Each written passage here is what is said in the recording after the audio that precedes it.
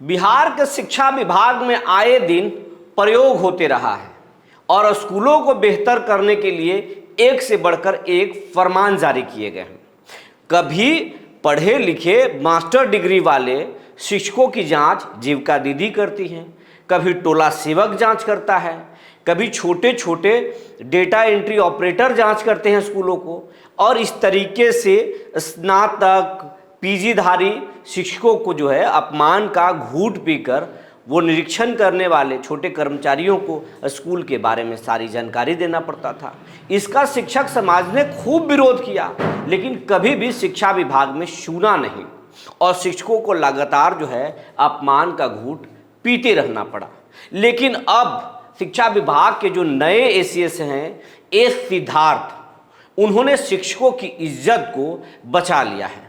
जी नमस्कार, मैं हूं विपुल कुमार और आप देख रहे हैं सूर्य विहार डिजिटल न्यूज। अब हम अपने शिक्षक साथियों से और ख़ास करके सभी दर्शकों से जो हमारे चैनल को अब तक सब्सक्राइब नहीं किए हैं वो सब्सक्राइब कर लें, बेल आइकन को दबा लें।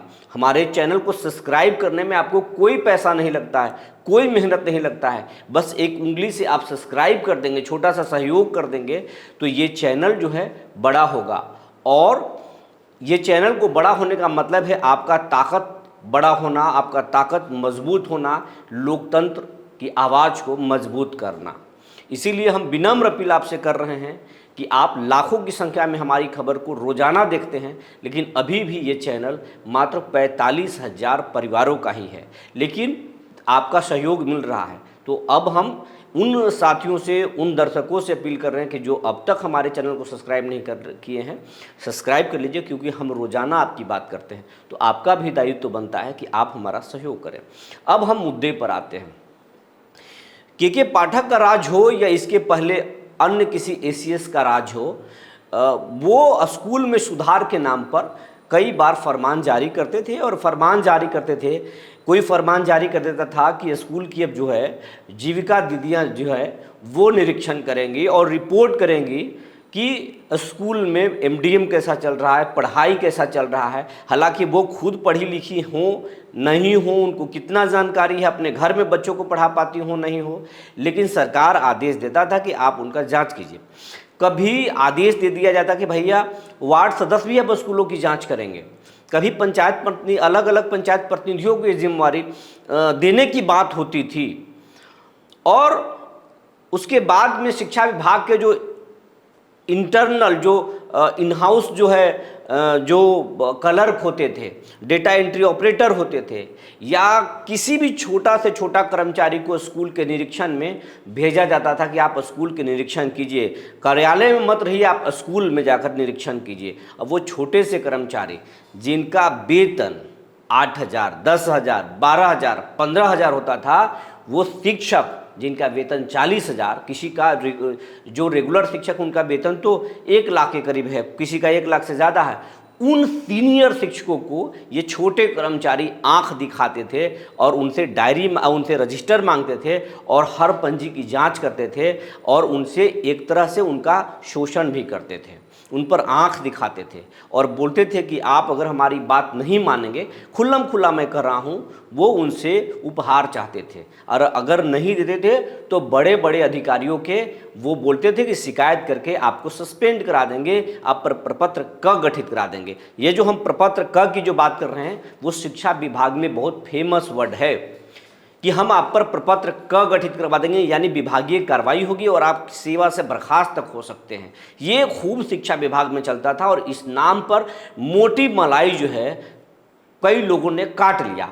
आपको बता दें कि शिक्षकों का बड़ा प्लॉट या मकान हो या ना हो, शिक्षा विभाग के छोटे छोटे कर्मचारियों के बारे में जब आप पता करेंगे तो आपको पता चलेगा कि किसी का 2 मकान है, किसी का 3 मकान है, तो कोई बड़े शहरों में अपना मकान फ्लैट ले रखा है। तो ऐसे जो है छोटे छोटे कर्मचारी जो है संपत्ति जो है जमा कर चुके हैं। और कारण ये रहा कि शिक्षा विभाग के जो आला अधिकारी रहे और निदेशालय तक के अधिकारी ऐसे ही आदेश देते थे कि उस आदेश का फ़ायदा ये अपने डीओ और डीपीओ से मिलकर खूब उठाते थे, खुद भी उठाते थे और बाबुओं को भी खुश करते थे। इस तरीके से चल रहा था और ये इसका जो है अपमान का घूंट जो है बिहार भर के शिक्षक समाज पीता था।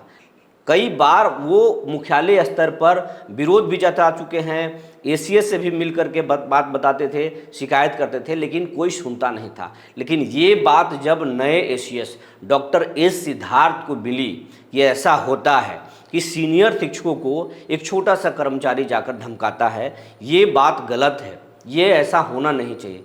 इसको उन्होंने गंभीरता से लिया और एक दिन पहले उन्होंने ये एक फरमान, एक लेटर जारी कर दिया। आप ये लेटर देख भी सकते हैं। उन्होंने लेटर जारी कर दिया बिहार भर के जिला शिक्षा पदाधिकारियों को कि अब जो है पर्यवेक्षण अधिकारी ही स्कूलों का निरीक्षण करेंगे, दूसरा कोई छोटा कर्मचारी नहीं कर सकता है। पर्यवेक्षण जो अधिकारी होते हैं वही करेंगे, चाहे डीडीसी ऑफिस के हों या फिर जिला पदाधिकारी के लेवल पे हो या फिर आप शिक्षा विभाग के कोई भी हो। पर्यवेक्षण जो अधिकारी होंगे वही स्कूलों की जांच करेंगे। अब शिक्षकों को कोई छोटा कर्मचारी, संविदाकर्मी, छोटा संविदाकर्मी कोई जाकर निरीक्षण नहीं करेगा, कोई डीओ का, बीओ का, डीपीओ का ड्राइवर जाकर जांच नहीं करेगा।